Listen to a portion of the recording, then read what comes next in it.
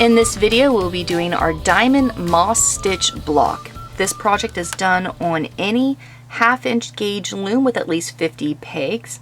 I use Lion Brand basic stitch yarn in turquoise heather. That is a number 4 worsted weight yarn with 185 yards. The pattern is rowed out in 2 ways. You can follow it just row by row.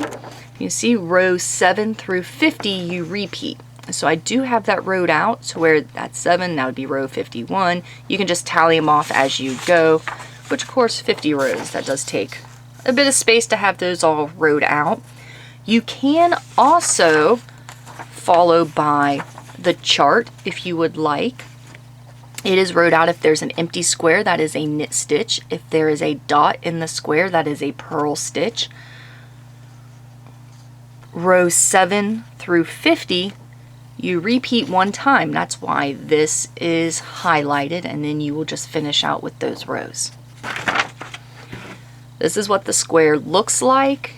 I really like how this one turned out. It's such a fun texture. It looks like, okay, there's a square, but maybe there's a square. You can move it in different directions.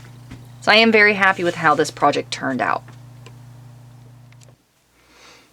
You want to mark peg 1, 7, 14, 20, 26, 32, 38, 44, and peg 50.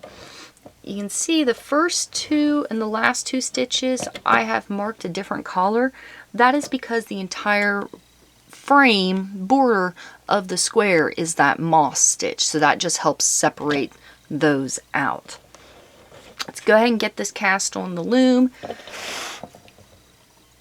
We're doing a slip knot, working yarn tail over top working yarn, make a loop, pull it through, tighten it up, you got a slip knot. And we got peg 1, working yarn behind peg 1, pull your working yarn through the loop and tighten it up. You see it just looks like a crazy mess back there. If I take this tail out of the way, tighten it up, put it in the back, there we go. We've created a new loop. Now the new loop we put behind peg 2, both of the strands, and pull the working yarn through it. This is, you are creating a crochet chain.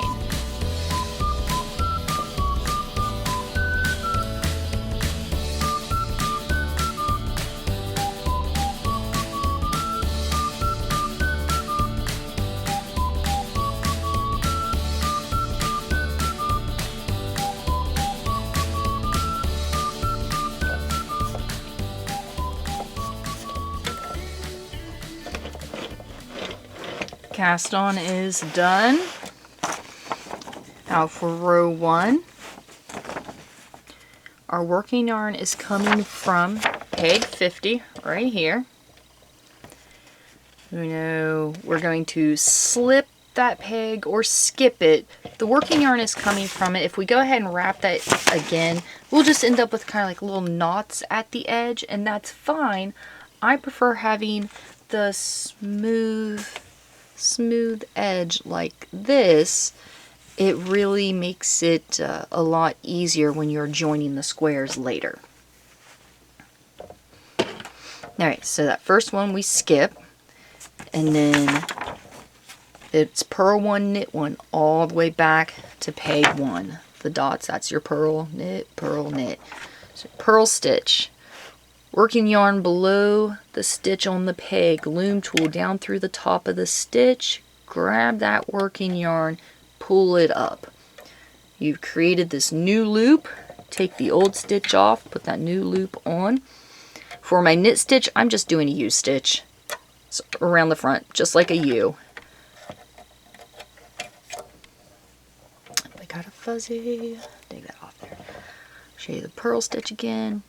working yarn below the stitch on the loom, pull it up through the bottom there. Old stitch off, new stitch on. We got our U stitch.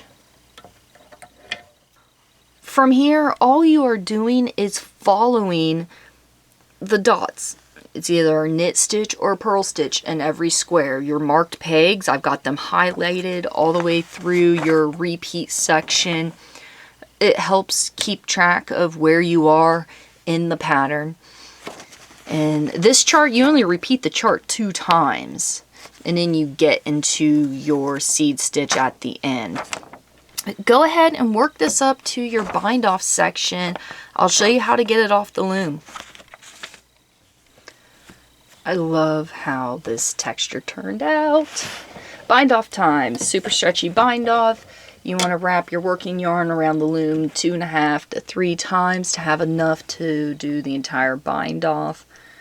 Your working yarn is coming from, we'll just say this is peg 1.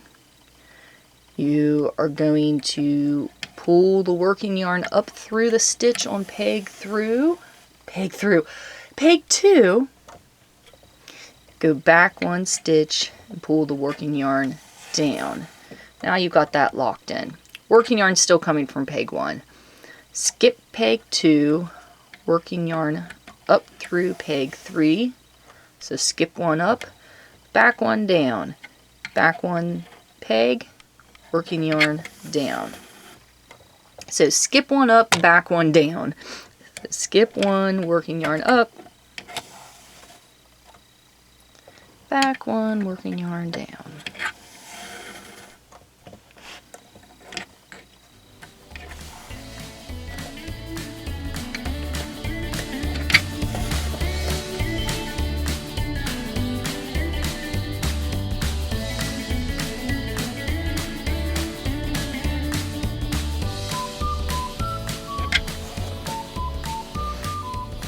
Alright, take it off the loom.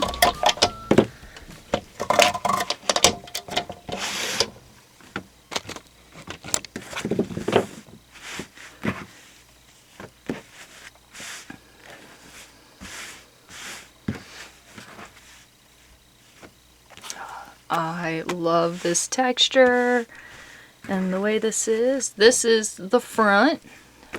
This is the back. So this is a completely reversible design.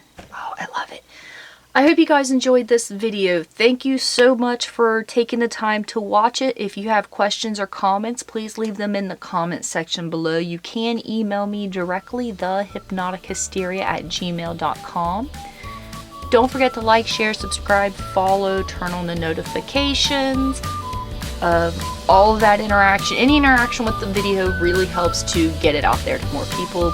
Again, thank you so much for watching, and I hope everybody has a fantastic day.